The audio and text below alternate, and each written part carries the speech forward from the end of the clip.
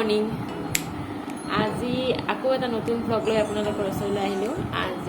আজি ৰবিবাৰ আৰু আজি আমাৰ এই ৰবিবাৰত ভালেকেইটা প্ৰগ্ৰেম আছে, সেইকাৰণে ভাবিলোঁ আপোনালোকৰ লগত শ্বেয়াৰ কৰোঁ, সেইবাবে আহিলোঁ। এতিয়া ৰাতিপুৱা 5:30 বজাতে উঠিলোঁ, যেনিবা উঠি আৰু বাহিৰৰ কামবিলাক কৰিলোঁ, কৰি এতিয়া গা ধুই অকণমান আহি বহিলোঁ।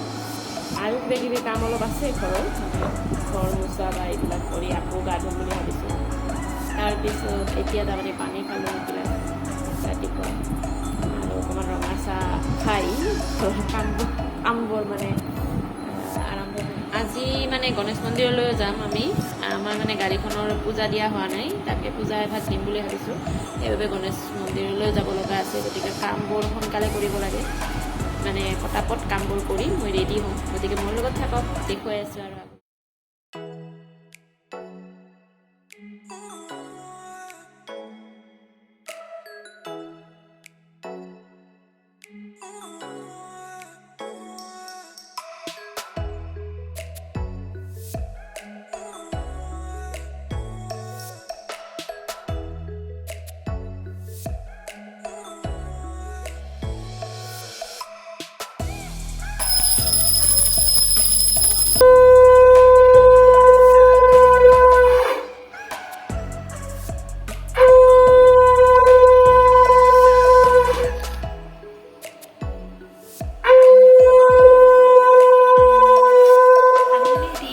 আমি যাম মন্দিৰলৈ, আৰু ইয়াতে চবেই ৰেডি হৈছে। মাস্ক নালাগে তো কি চলো, বটল চটল লৈ ফেলে বুঢ়িয়া কোৱা হাই, কোৱা হাই। তুমি চশমা নলোৱা? চশমা মোক কেনে দেখি ক'বচোন প্লিজ, কমেণ্ট কৰি জনাব। নম্বৰ একদম বেহেন যিহেন লাগে। सच में लगा कर मैं निकली। हाँ चलो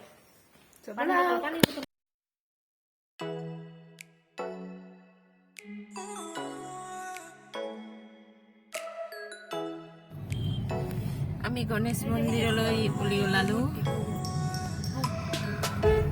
গণেশ মন্দিৰ লালমাটি, অভয়পুৰী লালমাটি।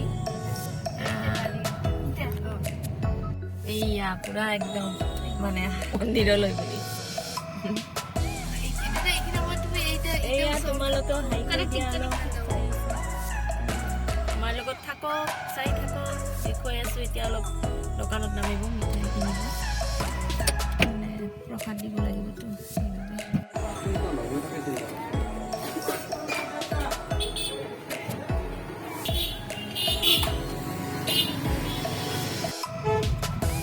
আমি দোকানত মিঠাই লৈ আকৌ যাত্ৰা আৰম্ভ কৰিম।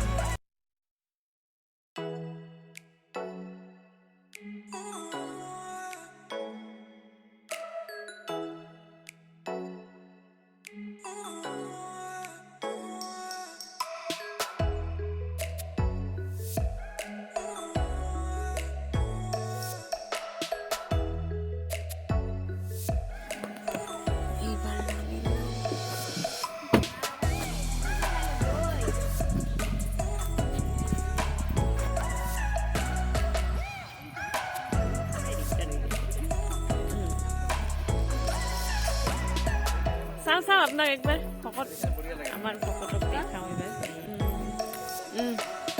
ভাল লাগেতো এইবাৰ। লাড্ডু আছিলে বোধহয়, নহয় আপোনাৰ থকা বুলি নাজানো যে। মালা লাগব নহয়। অঁ মালা,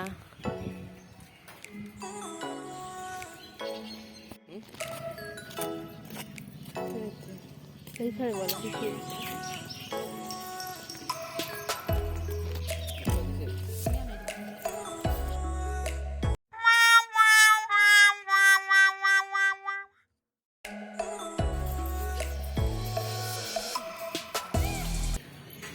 লাষ্টে যাবা হা, পৰিবা আৰু চাবা।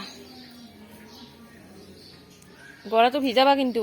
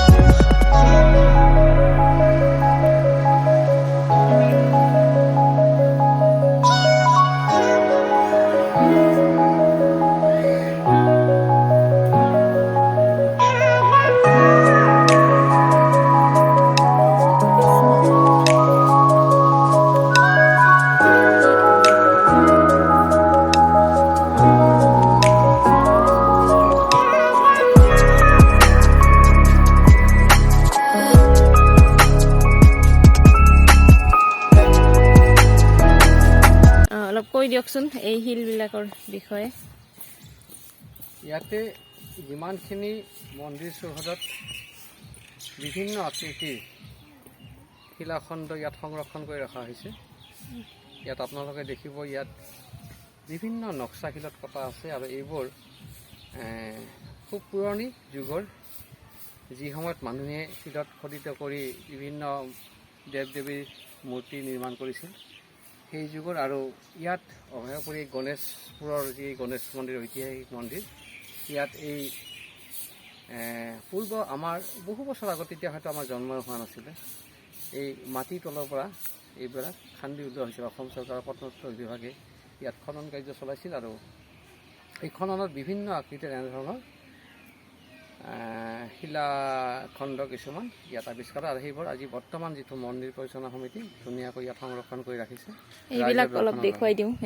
এইবিলাক শিল, এয়া আমাৰ এই শিলবোৰ, এইখিনি চাওক, একদম পুৰণি ইটাৰ গাঁথনি। ইখন যেন এখন ময়দান আছিলে কিবা ডাঙৰ, এইবিলাক যিমান ইটা গঠা আছে ইয়াত ৱালৰ নিচিনাকৈ, এই গোটেইবিলাক আজিৰ বস্তু নহয়, আজিৰ মানুহে সৃষ্টি কৰা বস্তু নহয়, এইবিলাক পুৰণি বস্তু।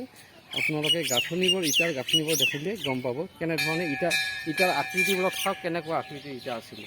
ওচৰৰ পৰা দেখুৱাওক, সৰু সৰু, আজিৰ যিবিলাক ইটা তাতকৈ বহুত তাৰ থিকনেছটো বহুত কম আছিল। আকৃতিটো অলপ বেলেগ আছিল আৰু এইবিলাক আজি নহয় এইটো বহুত কিমান বছৰ পুৰণি মই ক'ব নোৱাৰি কিন্তু বহুত পুৰণি এইবোৰ এই ওপৰত যিখিনি এইবিলাক গোটেই শিলাখণ্ড ধুনীয়াকৈ সজাই থোৱা আছে এই গোটেইবোৰ খুব পুৰণি আৰু তাত বিভিন্ন খোদিত কৰা আছে বিভিন্ন নক্সা কটা আছে শিলৰ ওপৰত কেতিয়াবা আহিব অভয়পুৰী আহিলে গণেশ মন্দিৰত মানে নহাকৈ নাযাব আৰু ইমান পিছফালে চাব লগা বহুত বস্তু আছে আৰু এনেও মন্দিৰটো বিৰাট ভাল লাগে মানে মন্দিৰৰ গোটেই চৌহদটোৱে মানে ইমান ধুনীয়া সজাইছে এয়া আমাৰ অভয়পুৰীত আহিলে শিলত খোদিত কৰা আছে চক্ৰটো দেখুৱাই দিওঁ আপোনালোকক ইয়াতে ওপৰত যাব পাৰে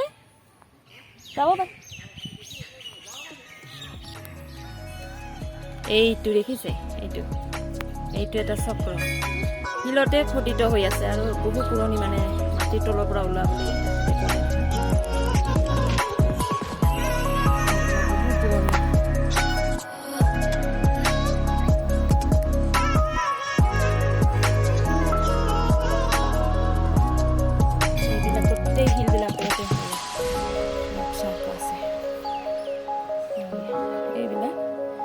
মাটিৰ তলৰ পৰা ওলোৱা বহু বছৰ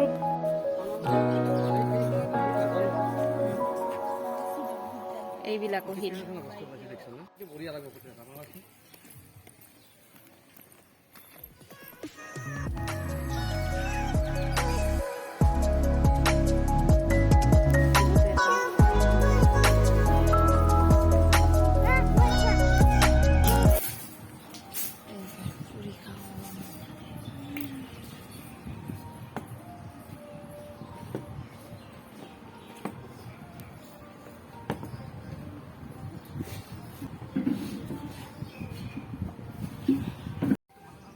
এই কি হৈছে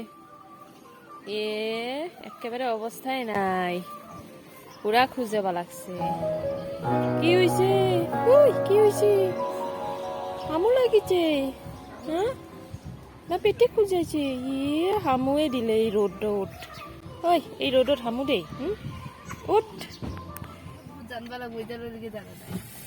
আমাৰ পূজা দিয়া হৈ গ'ল এতিয়া আমি ঘূৰিলো ঘৰ অভিমুখে যাত্ৰা এতিয়া ঘৰ নহয় মানে আমাৰ মানে পুৰণা ঘৰত যাম এতিয়া তাতে অকমান মিঠাই দি আমি আমাৰ ঘৰলৈ যাম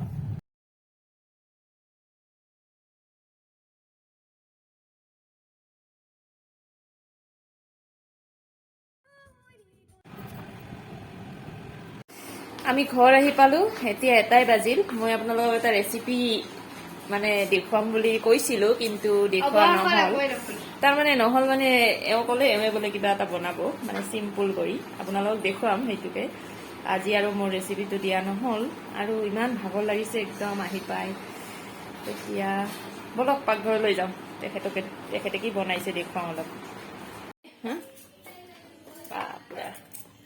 পিঁয়াজ কি আদা আৰু নহৰু বিলাহী আৰু কিবা আছে আৰু এগ আজি মানে এগ কাৰি খুৱাব আমাক এয়া আৰু এইখন ভাজি বইল হ'ব দিছে তাৰপিছত ভাজিব বোধাই কি কৰে আৰু নাজানো হোৱাৰ পিছত দেখুৱাম এইখন ৰেচিপিখনৰ নাম কি কৈ দিয়ক এগ কাৰি হোটেলৰ দৰে হ'ব না ঘৰৰ দৰে হ'ব বেটাৰ দেন হোটেল বা বঢ়িয়া দেখুৱাম হলে আপোনালোকক এইবাৰ কি কৰে এইবাৰ আলু পিটিকা কি বনাব এইবাৰ আলুখিনি পিটিকি লৈছে এইটো তাৰমানে সোনকালে হোৱাৰ মানে কি আৰু আঞ্জা এইখন মানে যদি দেৰি হৈ যায় তেনেহ'লে এনেদৰে বনালে অলপ মানে ঝটপট হয় আৰু সেইকাৰণে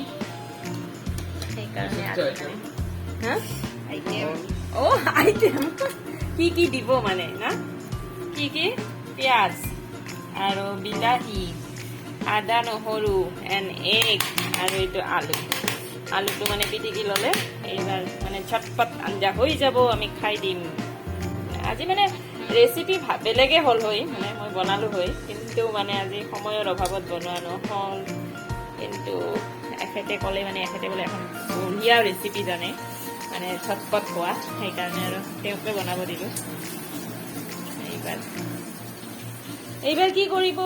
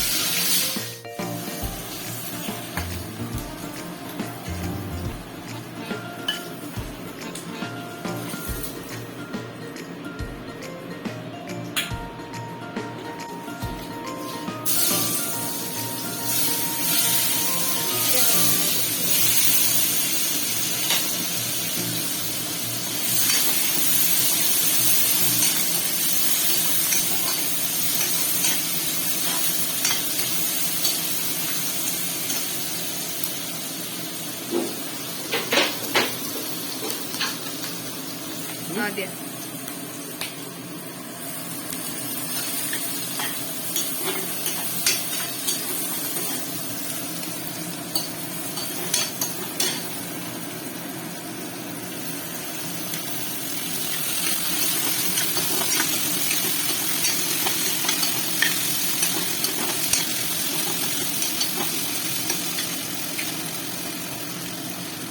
itu dalam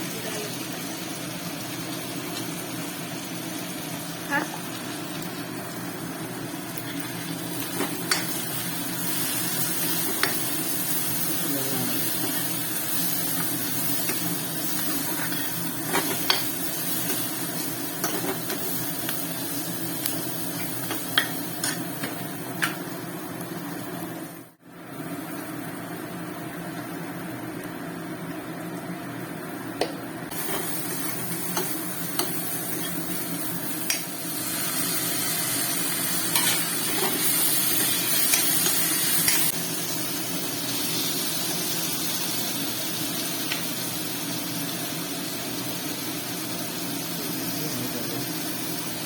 naik mana lagi?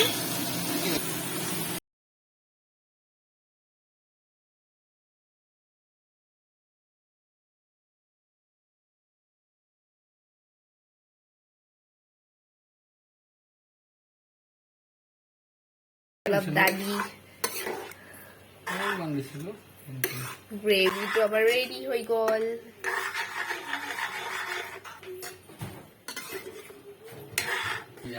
আমি মানে অসমীয়া ছোৱালী ৰেখাৰ পৰা মানে এইটো মানে ৰেচিপি লৈছিলোঁ। তেওঁ জিকা দিছিল, আমি জিকাটো দিয়া নাই যেনিবা, আলু দি বনাইছে এখেতে।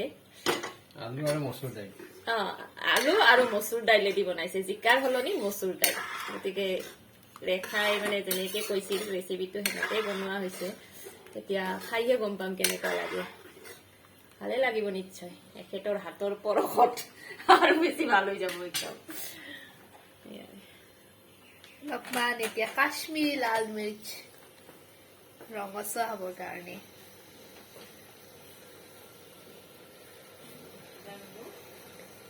বেছিকৈ নিদিও, অলপ অলপ দিম।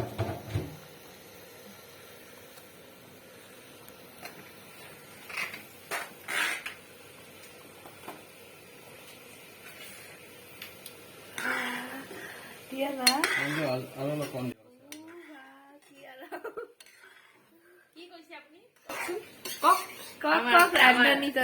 আলুৰ পেষ্টটো অলপ আৰু কম হ'ব লাগিছে। মোৰতো ভালে লাগে, গ্ৰেভি হলে বেছি, মোৰ গ্ৰেভি হলে বেছি ভাল লাগে। এতিয়া জিভাৰ পানী পৰে আৰু দেউতাৰো পৰে, মোৰো পৰে, চবৰে পৰে আৰু।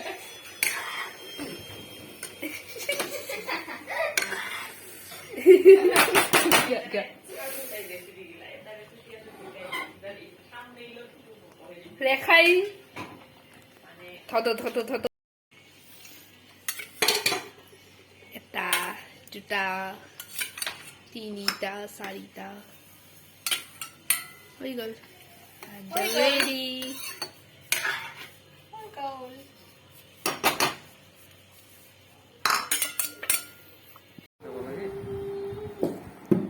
ৰ'বা কেনে হৈছে? টেষ্টি। টেষ্টি একদম একদম হোটেলৰ দৰে হা তোকো বা টিভি চোৱাত ব্যস্ত। টিভি পিছত আগতে ভাত খাওক।